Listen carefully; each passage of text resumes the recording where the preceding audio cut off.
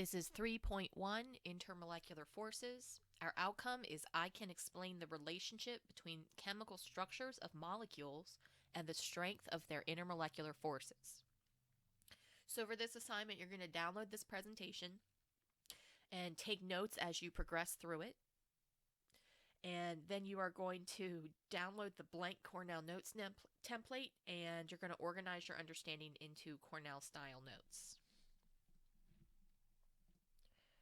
So in the intermolecular forces presentation, first thing we start off with is this kind of strange phenomena here. So here we have some alcohol and some water, and the volume is 9 milliliters. And then we mix those together, and now the volume's only 8.4 milliliters. So somehow mixing this has caused interactions that are going to decrease the volume. So let's talk about polar and nonpolar. So polar and nonpolar just refer to the distribution of electrons around a molecule. So if we look at the animation here, we see that the electrons are kind of spending more of their time around chlorine than they are around hydrogen. So what we get is this differently shaped electron cloud that's much denser at one end than it is at the other. So this is what's going to give us polarity, this asymmetrical electron cloud. So for polar and nonpolar molecules, for polar molecules, the electron cloud is asymmetrical. It's denser on one side of the molecule than the other. And for nonpolar, it's very evenly distributed. Now we can use electronegativity to predict where the electron cloud is denser, because those atoms are going to attract electrons closer towards them. So in HCl, because chlorine is more electronegative, that's going to be the partial negative side of my electron cloud. So London dispersion forces occur whenever a nonpolar electron cloud gets close enough to another nonpolar electron cloud, and it causes this dipole to form temporarily. So when these get close together, they become polarized. So one half of the molecule will be just a little bit, tiny bit partially negative, which will attract to the partial positive of another molecule. Now this is temporary. The temporary dipole creates some intermolecular attraction between nonpolar molecules. So we get this interaction that occurs here. So an ideal gas assumes that there are no intermolecular attractions between gas particles. So what does that do to the volume of the gas if there are attractions? So if these molecules are attracted to each other, that's going to reduce the volume of the gas. So this interaction is sometimes called an induced dipole. An induced dipole is where one molecule can induce a dipole in another. It could also be induced by an ion. So say if a molecule gets close to an ion, that can also polarize that molecule. So these temporary interactions, these are called London dispersion forces. They're present in all covalently bound molecules, and they are the weakest intermolecular force. Now it's possible that a very, very large molecule has stronger dispersion forces than a smaller molecule. So that's called polarizability. So looking at these different molecules here, the size of their electron clouds is going to be different. So pentane is going to have a much longer electron cloud, elongated, much more than ethane or methane. So because we have this sort of long molecule, there's a big distribution, there's a big area for that distribution to be across, a big volume. So it's easier to get a difference in charge on the two ends of the molecule if they are far apart. So the most polarizable would be pentane. And the one that will have the highest boiling point is also going to be pentane.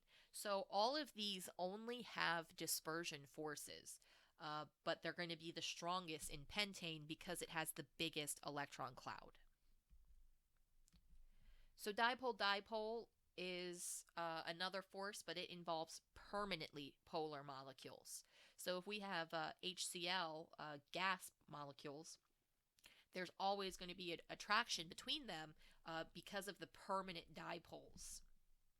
So these two polar molecules just have to get close enough together for those poles to interact and to attract each other.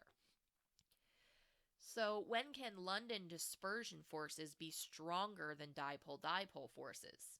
That can happen whenever you have a really large molecule so that your dispersion forces are so great that they're bigger than a dipole-dipole force. So the difference between a temporary dipole and a permanent dipole: a temporary dipole is formed whenever one molecule gets close to another and induces a dipole.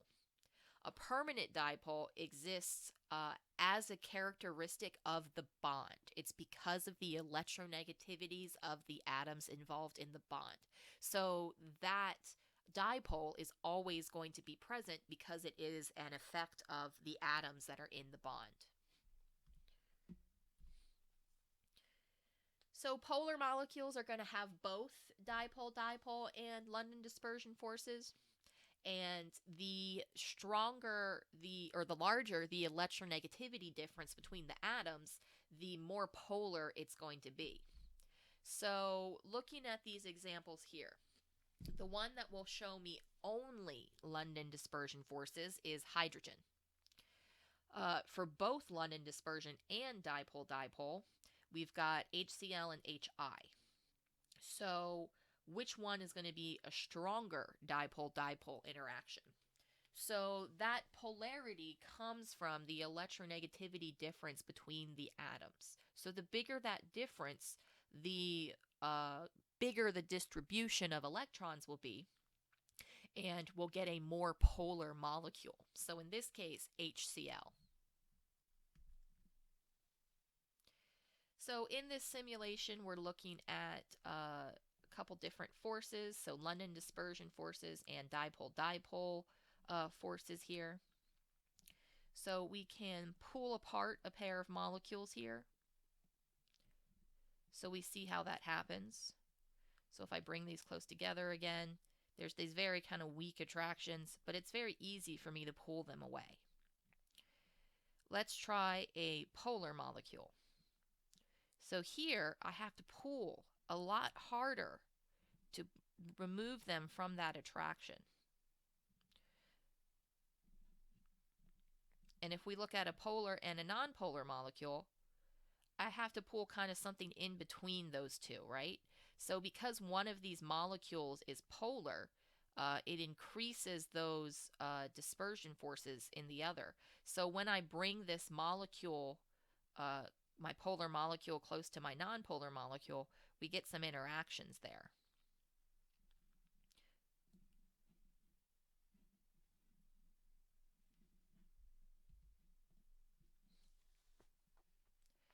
So we wanted to feel how hard it is to pull apart those molecules.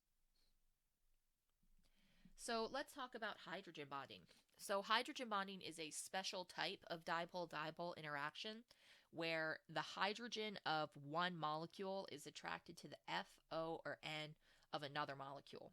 So this is just a dipole-dipole interaction, but it's a super strong dipole-dipole interaction. And that's because F, O, and N have the highest electronegativity values. So we're going to get super, super polar bonds. And we give them a special name, and we call that hydrogen bonding. I don't think hydrogen bonding is a very good name because a bond implies a chemical bond, and a hydrogen bond is not a chemical bond. It's an attraction between two different molecules. So I like to call it hydrogen attraction. So because of the very large electronegativity difference between these atoms, we get a very strong dipole-dipole interaction, and we give it its own name and call it hydrogen bonding. So hydrogen bonding is super important. Here's an example of a DNA molecule. So whenever you learned about DNA, you learned that A pairs with T and G pairs with C. But why? Why does that happen? So if you look at thymine and adenine, notice that they are able to make 2 hydrogen bonds, and guanine and cytosine are able to make 3. So this is how the DNA knows to pair G with C and A with T, because those form the correct hydrogen bonds that make the structure of DNA stable. So this happens just because of the structure of the molecules and how they form intermolecular forces. So these are all showing hydrogen bonds here. So these interactions are really important for determining the 3D structure of biomolecules. So things like proteins, um, those are impacted, their structure impacts their function. So for those large biomolecules, knowing their shape is really important for knowing how they function. Okay, so we have a simulation here where we're going to look at hydrogen bonds and partial charges. So here I have a bunch of water molecules, and we can see, especially if I slow down the motion here, how they're kind of forming these temporary hydrogen bonds here with each other. So they're constantly in motion because this is a liquid here. But let's go ahead and see what happens if we heat this. So what we see here is that the particles start to move faster. So let me put it back down to regular motion. So as we heat these, they start to move faster, and that's going to make it harder for them to form those attractions with each other because they're moving so quickly. When I slow things down by cooling them, the particles are able to interact more because they're moving more slowly, and this allows them to form more hydrogen bonds. So we have this stronger attraction. It's more likely to exist as a liquid when it's cool, and if you heat it and you break those intermolecular forces, it's more likely to exist as a gas. So cool and warm water molecules, which one shows stronger attractions? The cool water molecules. So in ice, the hydrogen bonds actually lock into place, and it keeps the water molecules a certain distance apart. And what that does is it makes ice less dense than water. So there's a lot of different types of intermolecular forces. Rather than memorizing them, you should focus on how they occur. So for example, ion dipole. This occurs whenever an ion induces a dipole or is attracted to a dipole that already exists. Hydrogen bond dipole-dipole we talked about. There's dipole-induced dipole, ion-induced dipole. So all of these interactions are just involving charges and the attraction between those charges. So this diagram is showing pure water and water with some salt. So which one is going to have a higher boiling point and lower freezing point? So the addition of these ions is going to create more intermolecular attractions in the salt water. So now we have not only dispersion, dipole-dipole, and hydrogen bonding, now we have ion dipole interactions occurring as well. So salt water is going to have stronger attractions holding it together as a liquid, which means I'm going to need more heat in order to break up those attractions and allow this to become a gas, allow it to boil. So the saltwater solution is going to have the higher the higher boiling point and lower freezing point, because the presence of these ions increases intermolecular forces. This is called colligative properties. It's not something that we have to cover in AP Chem, but this changes the strength of interaction is going to change as you have more salt ions, sodium and chloride ions in the water. So, how do the strength of the intermolecular forces present affect the properties below? So, what happens to each property when IMFs are weakened or strengthened? So, vapor pressure, it's the pressure of a gas above the surface of a liquid. So, if the intermolecular forces are very strong, there's not going to be a lot of gas above the liquid because it's all going to be very strongly attracted to itself in the liquid state. So that would make our vapor pressure decrease. If we weaken those intermolecular forces, more of those liquid particles are going to be able to escape the liquid and become a gas, so my vapor pressure will increase. Boiling point and melting point. So the stronger those attractions are, those intermolecular forces are, the more energy I'm going to need to break those up and allow the phase change to occur. Viscosity is resistance to flow. So if those particles are very, very strongly attracted to each other, they're going to have a resistance to flow. And surface tension, again, the force upon a droplet, the surface of a droplet. So high surface tension is going to result whenever there is a really strong attraction. The particles would rather be attracted to each other than the table or the surface or whatever that they're sitting on. So the structure and properties of molecules is related. DNA is a complex molecule that's held together by these hydrogen bonds. So this allows the DNA to be packed into a smaller space. So if those hydrogen bonds were not present, how would this change the structure and function of DNA? Well, DNA wouldn't be a double helix. There'd be nothing to hold the helix together. So all of those processes of cells reproducing by copying their DNA, they unzip that double helix and make copy. All of that machinery would have to be changed in cells, and there'd have to be some new way to copy the DNA template.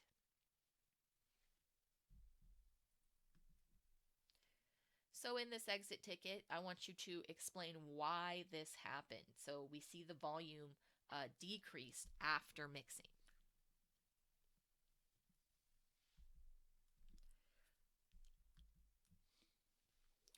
So there is an optional video. You're going to go ahead and work on your Cornell Notes template.